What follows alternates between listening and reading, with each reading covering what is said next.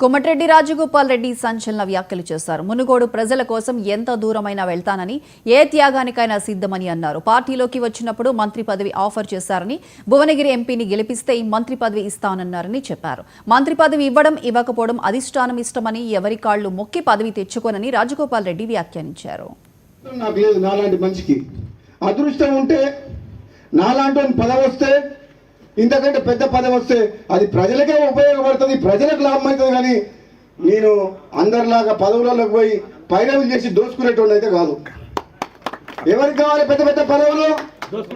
పదవులు అడ్డం పెట్టుకొని రాజకీయాల్లోకి వచ్చి, రాజకీయాలు అడ్డం పెట్టుకొని పదవులలోకి వచ్చి వేల కోట్లు దోసుకునేటువంటి వారికి పదవులు కావాలి. రాజగోపాల్ రెడ్డికి ప్రజలు కావాలి, రాజగోపాల్ రెడ్డికి ప్రజల అభివృద్ధి కావాలి, సంక్షేమం కావాలి. నేను మళ్ళీ చెప్తున్నా, ఈరోజు నేను కావాలనుకుంటే మంత్రి అయ్యేవాడిని, కానీ నా స్వార్థం కోసం అని చెప్పేసి, నేను పదవి కోసం అని చెప్పి నేను పోలే.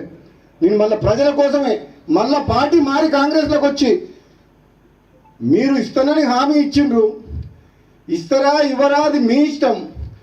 అవకాశం వస్తే ఎప్పుడన్నా, నేను కూడా సీనియర్ని కాబట్టి, తెలంగాణ ఉద్యమంలో ఉన్నా కాబట్టి, నాకంటే జూనియర్లకు నిన్న మంది వచ్చిన ఇతర పార్టీ వాళ్ళందరికీ ఇచ్చారు కాబట్టి, మీరు ఇచ్చిన మాట నిలబెట్టుకుంటే, మీరు ఎంపీ గెలిపించమంటే గెలిపించినాం, పార్టీలకు రమ్మంటే మేము నమ్ముకొని వచ్చినాం.